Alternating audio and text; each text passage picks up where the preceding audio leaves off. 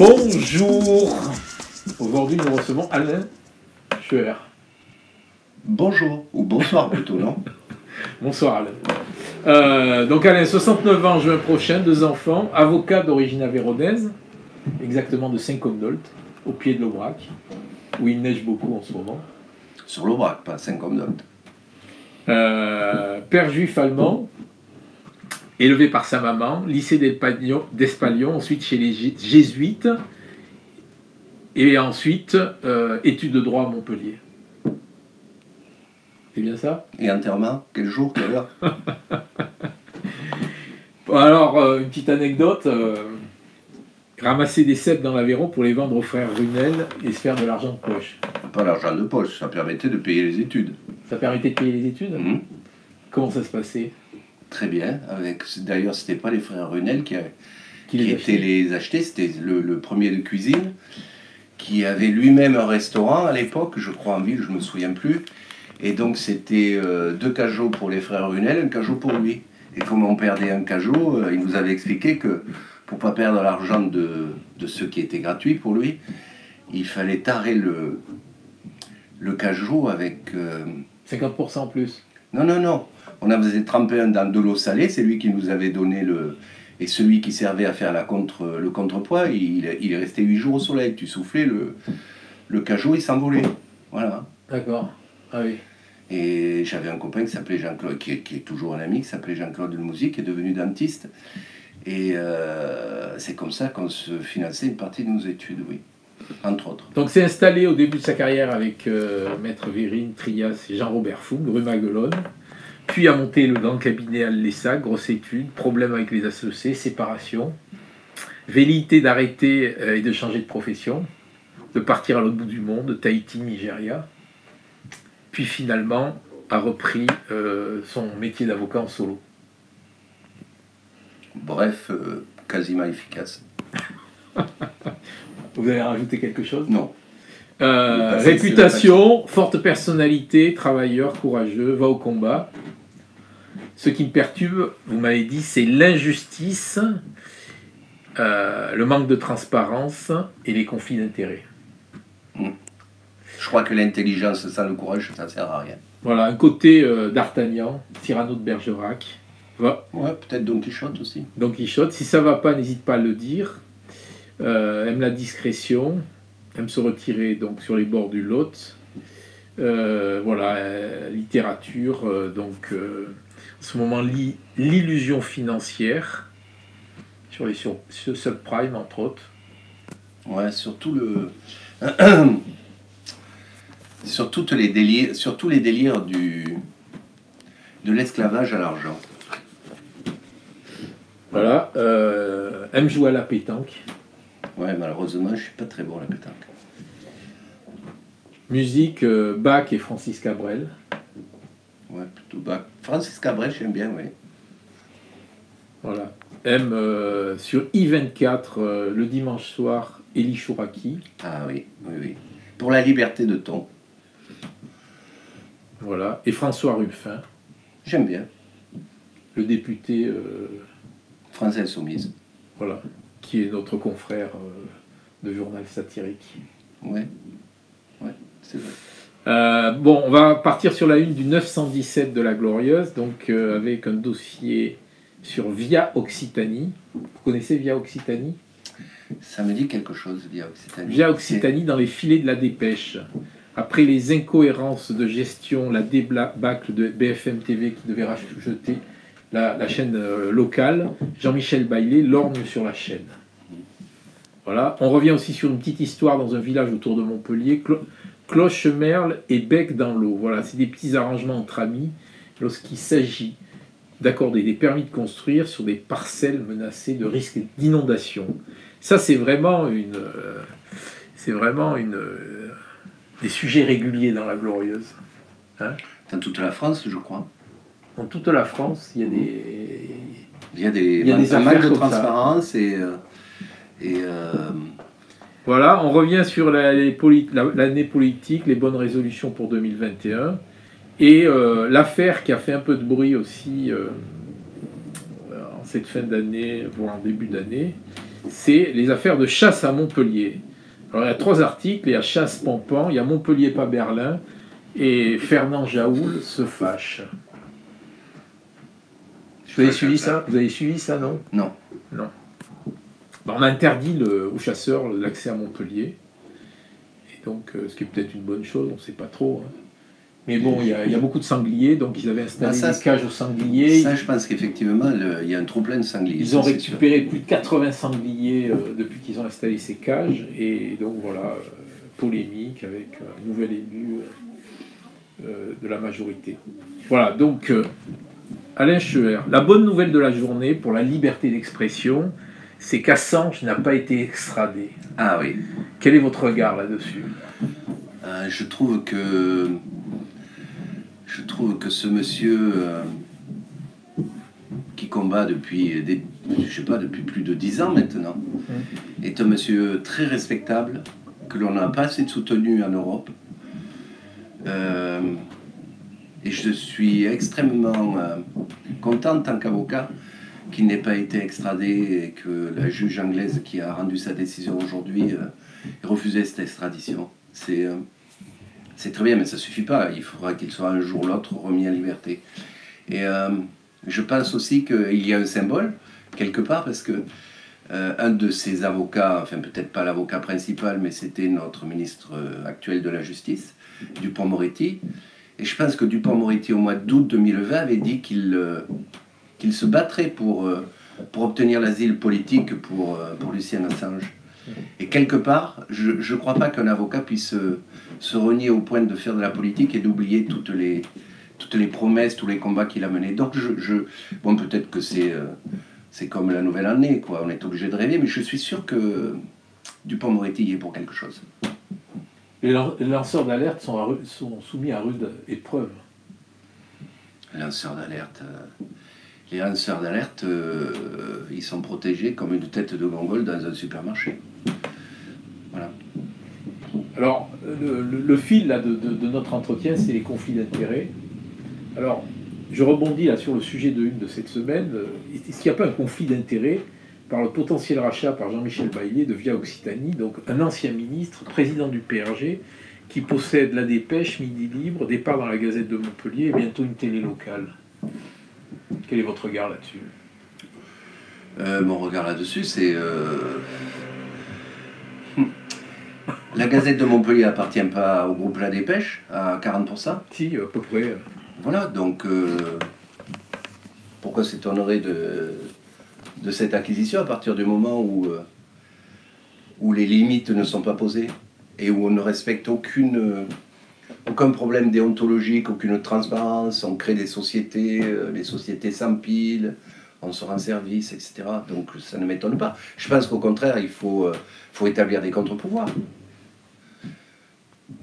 Voilà, donc oui, bien sûr que ça m'étonne, ça me choque, c'est pour ça que je regarde très peu la télévision, en général.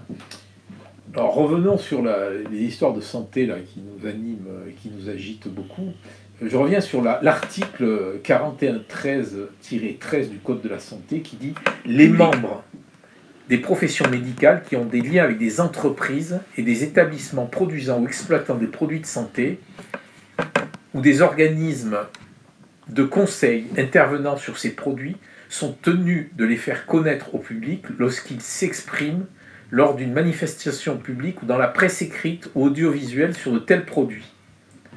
Les conditions d'application du présent article sont fixées par décret en Conseil d'État. Les manquements aux règles à l'alinéa ci-dessous sont punis de sanctions prononcées par l'ordre professionnel compétent. » Vous la connaissez, cette Je connais ce texte, loi. Oui.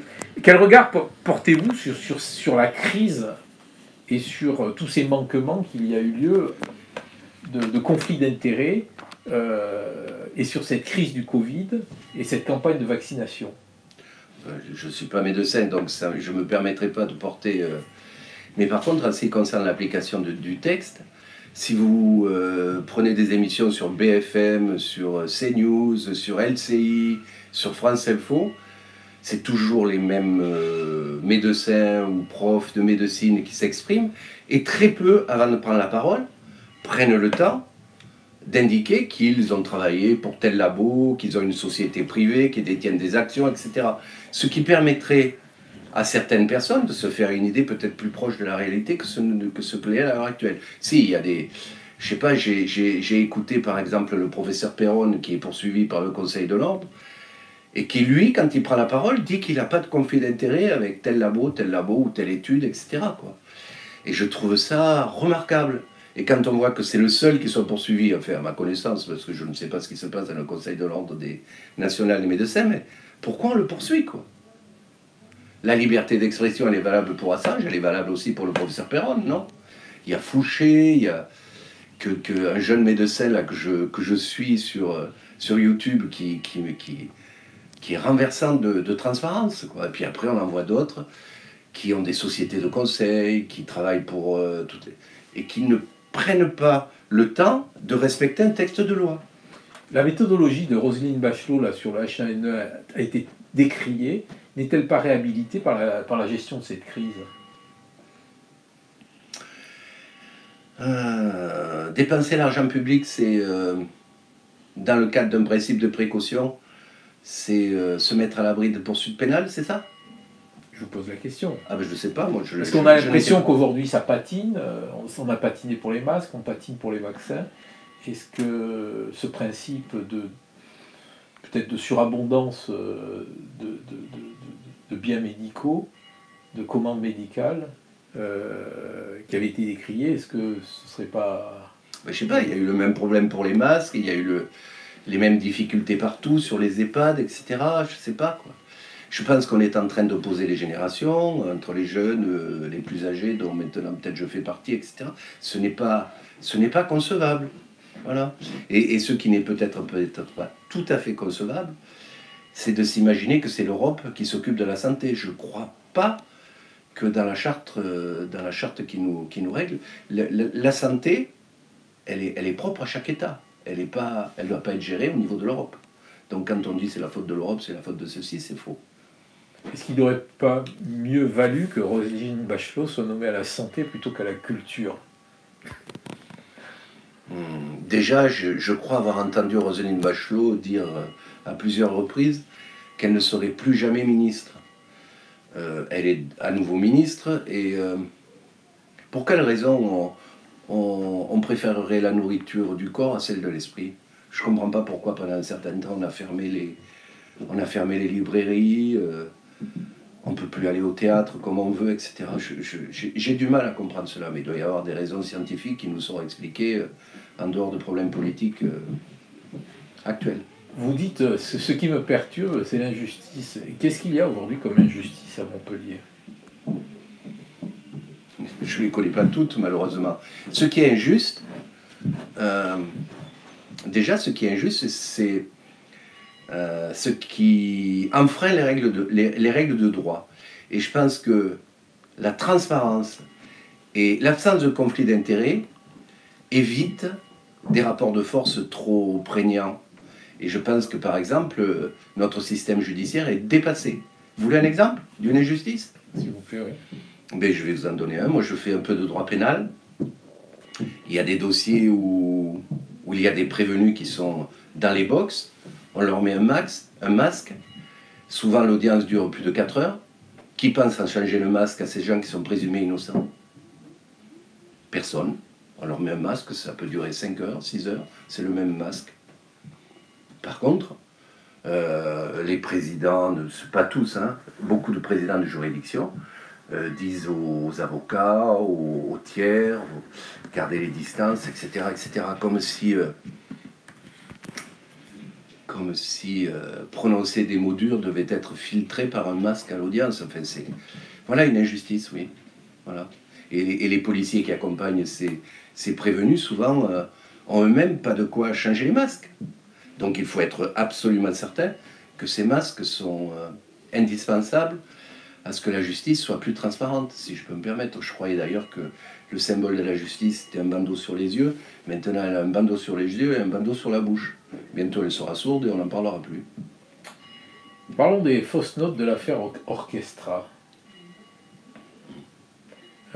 Bon, donc pour résumer... Je ne suis pas dans le dossier, hein, donc... Non, mais vous avez suivi un petit peu. Oui, au travers de ce qui a été dit dans les journaux spécialisés, dans les décisions qui ont été rendues. Mais Donc on a effacé 750 millions d'euros de dettes, donc on plante beaucoup de fournisseurs, on met énormément d'entreprises au tapis. Bon, c'est pas beaucoup d'entreprises françaises, mais ceux à l'étranger. Le tribunal redonne les clés. On sait qui? Le tribunal, le tribunal de commerce. Hein? Je sais pas, vous avez peut-être d'autres informations. Ah non, je sais pas. Je me méfie, quoi. Pardon. Donc le tribunal de commerce redonne les clés de l'entreprise, alors que son propriétaire met 15 millions d'euros sur la table. On crée une nouvelle société au Luxembourg dans un semi-paradis fiscal. Qu'est-ce que vous dites quoi de ce dossier? Le dossier, je ne le connais pas assez. Donc ça, c'est pour parler de quelque chose, il faut l'avoir un peu travaillé. Par contre, ce qui m'étonne beaucoup, c'est la rapidité avec laquelle les décisions ont été rendues. Ce qui m'étonne beaucoup, c'est que ce dossier n'ait pas fait l'objet d'un travail peut-être plus approfondi au niveau du tribunal de commerce. Et je rappelle que depuis, je crois, 2017, les magistrats consulaires sont obligés de faire des déclarations d'intérêt. Ces déclarations d'intérêt sont remises au président du tribunal de commerce et à la première présidente de la cour d'appel. Mais les justiciables qui viennent devant le tribunal de commerce, comment font-ils pour récuser les juges s'ils ne connaissent pas les liens qui peuvent exister entre un certain nombre d'entreprises et leur propre cas? Donc, il peut y avoir une dérive. Moi, je serais pour la transparence, c'est-à-dire les déclarations d'intérêt, comme pour la haute autorité en ce qui concerne le personnel politique. Il y a un site où, pour les juges consulaires ou les juges prud'homaux, etc., on puisse vérifier s'il n'y a pas de lien d'affaires ou de lien d'intérêt quelconque, au travers de personnes morales, etc., entre les personnes qui vont venir devant le tribunal de commerce et les décisions qui seront rendues. Je trouve que ce serait important, surtout que je rappelle que le tribunal de commerce peut souvent rendre des décisions qui sont exécutoires par provision. Donc, Parce qu'aujourd'hui, les pauvres se font dépouiller par les huissiers lorsqu'ils ne payent pas une facture. Ouais, là, il y a 750 millions d'euros qui ont été effacés. C'est la version, l'article 722-21 du Code de commerce. Dans un délai de 2 mois à compter de leur prise de fonction, les juges et tribunaux de commerce remettent une déclaration exhaustive, exacte et sincère de leurs intérêts au président du tribunal pour les juges des tribunaux de commerce, au premier président de la cour d'appel pour les présidents des tribunaux de commerce du ressort de cette cour. La déclaration d'intérêt mentionne les liens et les intérêts détenus de nature à influencer ou à paraître influencer l'exercice indépendant, impartial et objectif des fonctions que le déclarant a ou qu'il a eu pendant les 5 années précédant sa prise de fonction. Si c'était transparent, si on pouvait le voir, je pense que la justice consulaire, que ce soit pour Orchestra ou d'autres, elle serait plus fondée et les gens seraient beaucoup moins méfiants. Vous vous souvenez pas du scandale des tribunaux de commerce? Et c'est à la suite de cela qu'il y a eu cette loi. Parce que cette affaire est une des plus grosses affaires de France en matière je dirais, d'effacement de dette, 750 millions d'euros, reprise de l'affaire pour 15 millions d'euros. J'en ai discuté avec des personnes qui étaient dans d'autres régions françaises. C'est du jamais vu ce qui s'est passé ici à Montpellier. Du jamais vu. Mais moi non plus, je ne l'avais jamais vu. Est-ce que vous pensez que les 3 magistrats qui ont rendu cette décision sont au niveau?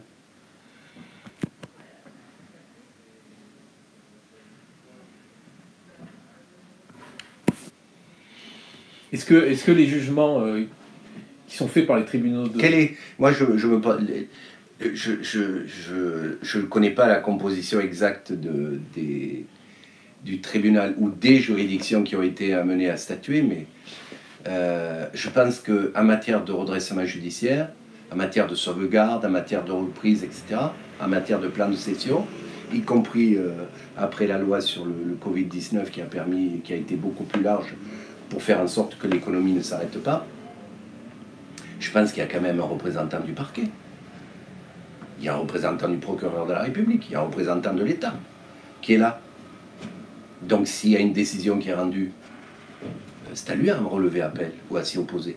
Et puis il y a un juge-commissaire. Pourquoi on ne publie pas les rapports écrits du juge-commissaire? Vous l'avez vu, le rapport écrit? J'allais vous poser la question, c'était la question qui suivait. Pourquoi on me dit le rapport du juge-commissaire de l'administrateur? L'administrateur, je pense qu'on doit pouvoir l'avoir. Celui du rapport du juge-commissaire, je pense qu'il peut être oral, je crois. Je pense que c'est monsieur Jodon qui était à la Mutualité, qui est juge-commissaire dans ce dossier, ou qu'il était, je ne sais plus. Et qui, à la même époque, je crois, avait des problèmes avec la Mutualité en général. Qu'est-ce qui est en cause dans cette affaire?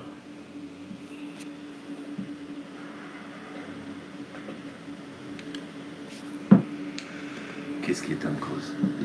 La transparence. Je ne dis pas que cette décision elle est peut-être fondée juridiquement, mais c'est la transparence. Tous les articles que j'ai pu lire, de près ou de loin,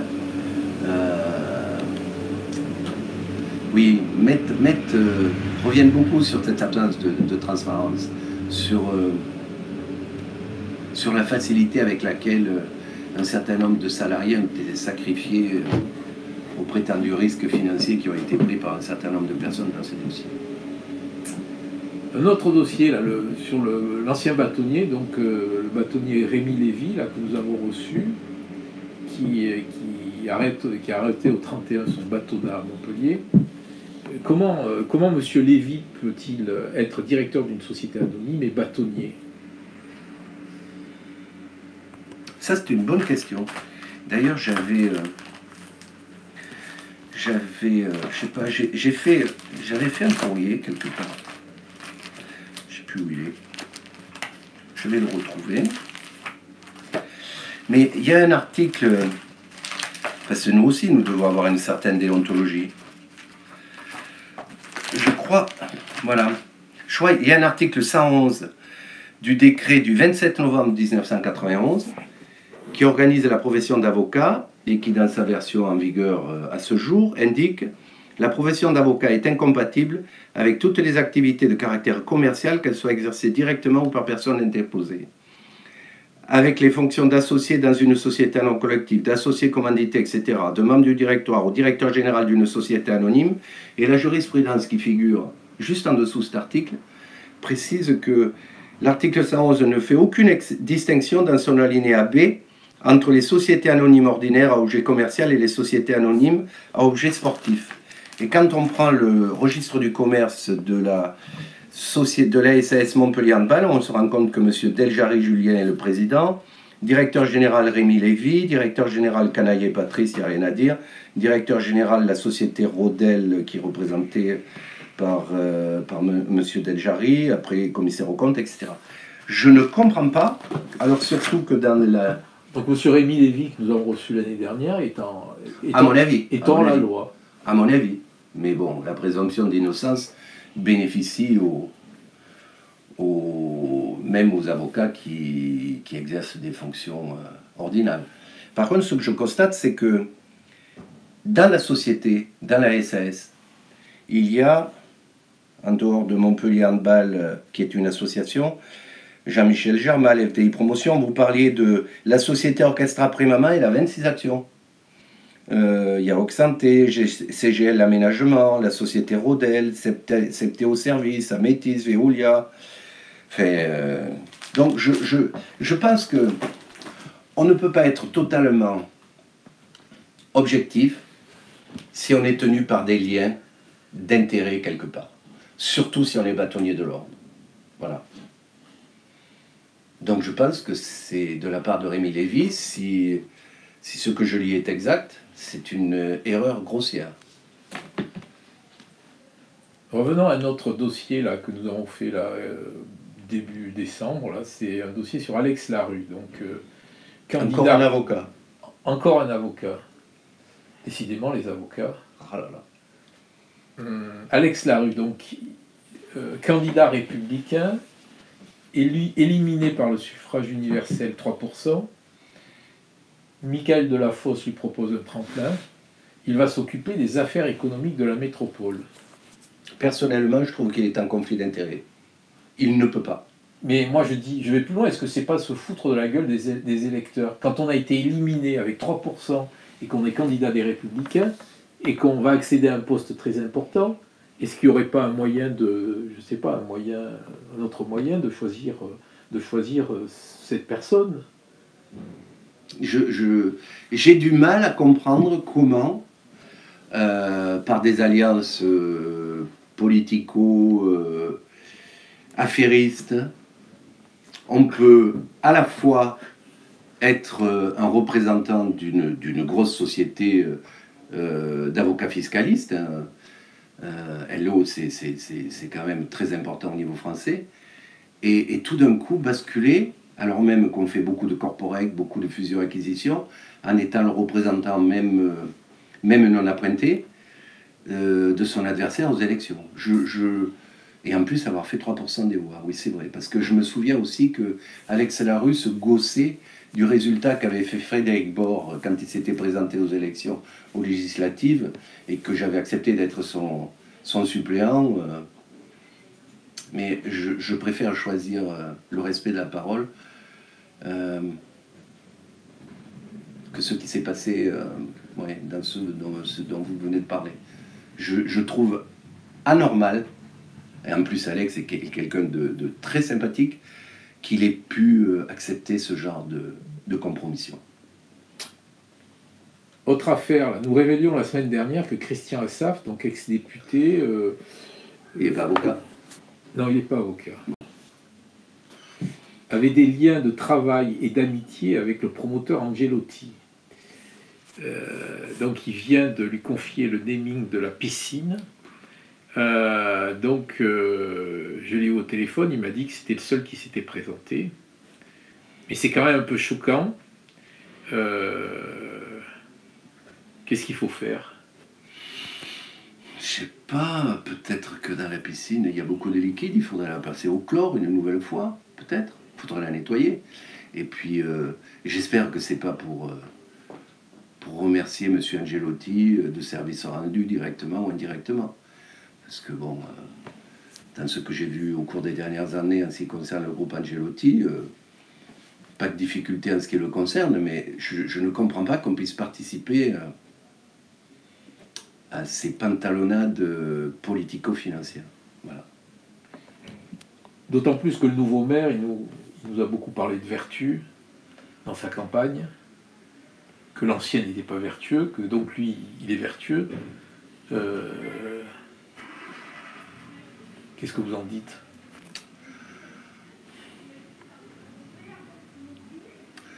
Je pense que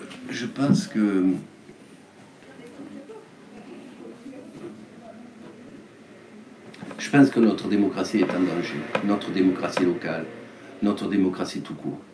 Voilà. Et je pense qu'on est en train de saper l'enthousiasme des jeunes, on est en train de leur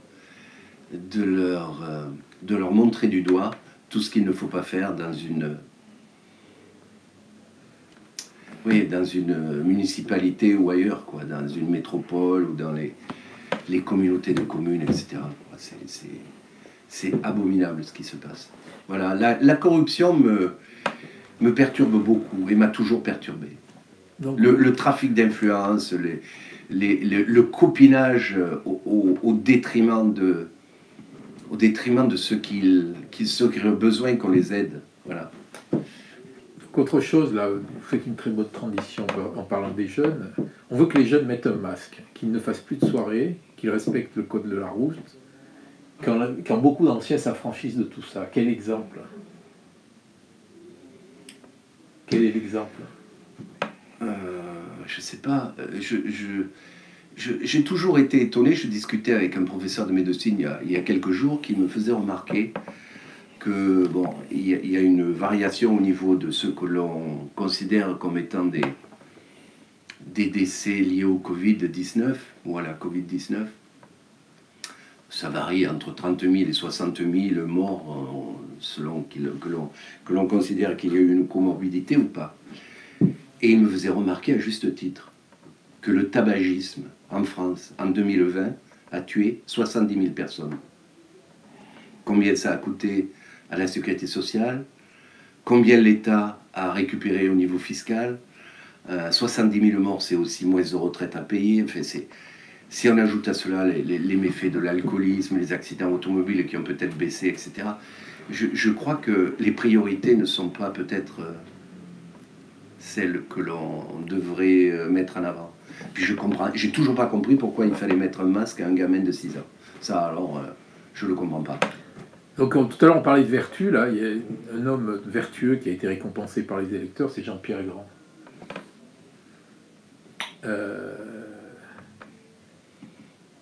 Quel est votre regard sur celui qui, lorsque nous publions une reconnaissance de dette en liquide, interdit par la loi, de la part d'entrepreneurs de la nuit ou de promoteurs, nous dit qu'il n'a pas remboursé et nous insulte? Je peux remettre mon masque? Si vous voulez. Non, mais ça m'éviterait de dire tout ce que je pense. Je trouve ça scandaleux. Voilà. Et en plus, sauf erreur de ma part, il n'a pas fait une déclaration récemment en disant qu'il était favorable à la dissolution de l'Assemblée nationale, alors que lui-même est sénateur. Ouais, c'est facile quand on est sénateur de vouloir la dissolution de l'Assemblée nationale. Ouais, c'est malheureux, quoi. Et voilà, il faut être clair, quoi. Et en plus, le secret professionnel m'empêche de dire tout ce que j'aurais à dire. C'est la seule limite que j'ai. C'est pas un problème de conflit d'intérêt, c'est un problème de secret professionnel. Vous êtes très engagé dans la transparence Oui. des réseaux financiers. Oui.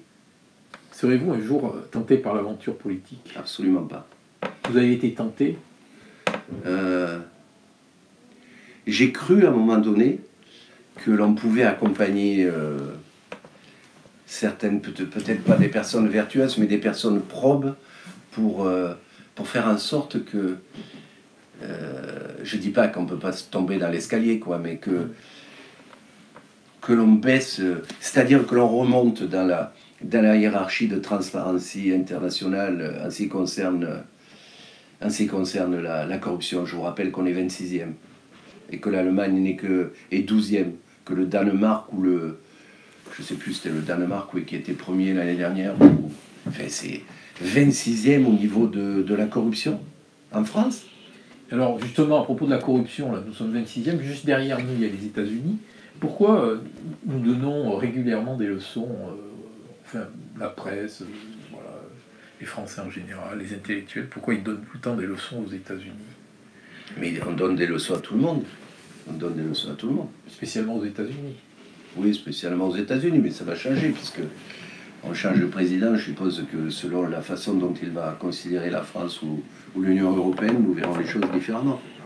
Il y a un dossier que vous suiviez, qu'on avait évoqué il y a quelques années, exactement en 2018. C'est le dossier Marcel Salerno. Donc il y a 2 ans, nous révélions que la métropole louait donc l'étage des Halles Castellanes 9 000 € par an. Et que Uniqlo, donc la métropole loue à Marcel Salerno 9 000 € par an, et qu'Uniqlo donc louait à Marcel Salerno 50 000 € par an. Donc on a estimé que c'est un bail amphithéotique, donc sur le nom de l'année, le manque à gagner était de 20 ou 30 millions d'euros. Donc c'est une gestion catastrophique de l'argent public. Vous avez attaqué le bail Uniqlo? Oui. Non, j'ai pas attaqué le bail. J'avais attaqué le bail amphithéotique. Le bail amphithéotique. J'avais demandé, je pense que j'étais le seul contribuable de Montpellier, à demander au tribunal administratif de m'autoriser à engager une procédure en annulation. Le tribunal administratif a estimé que j'étais pas... Vous n'étiez pas au niveau? Oui, voilà, j'étais pas au niveau pour attaquer, donc je ne l'ai pas fait. Par contre, j'ai pu constater que M. Sorel, qui avait indiqué à sa grande époque qu'il ferait faire un audit sur le montage, sur ce qui s'était passé, etc.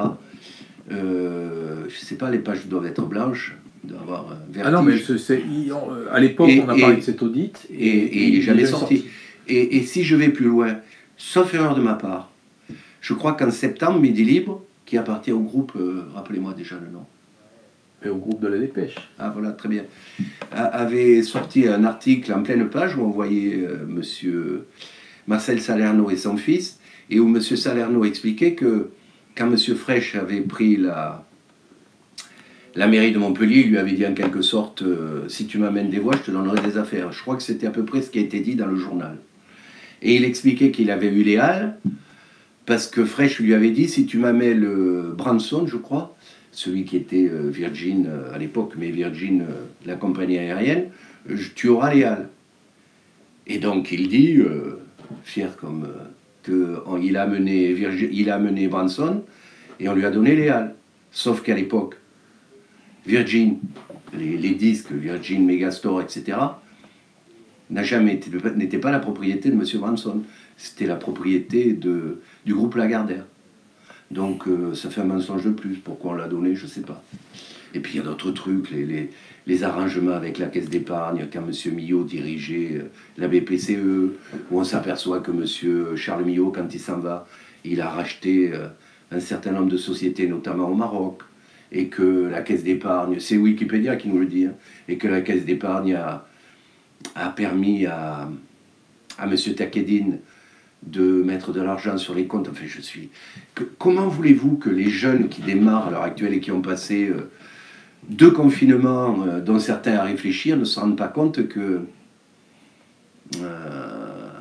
il est difficile de croire à quelque chose.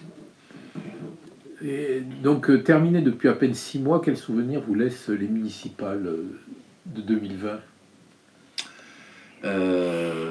Encore une fois, le bal des faux culs, c'est-à-dire les accords qui ne sont pas respectés, les trahisons, les achats.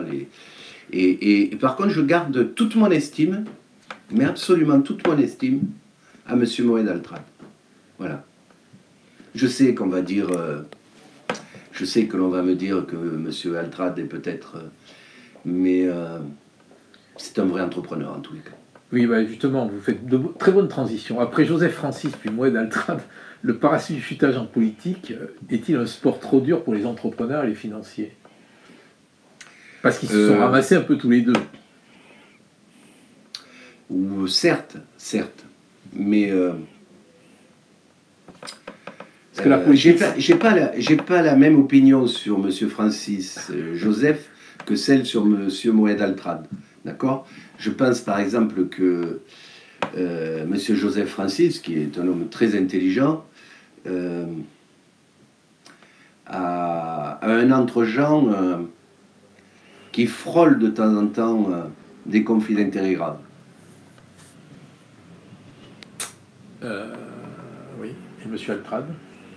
Ben, M. Altrad, je parlais des municipales. Je pense qu'il a dû tomber du 4e étage. Je ne parle pas de ce qui s'est passé dans le monde du rugby, etc. etc. Je pense qu'il croyait être vacciné. Il est tombé de l'échafaud, non ? De l'échafaudage. L'échafaudage.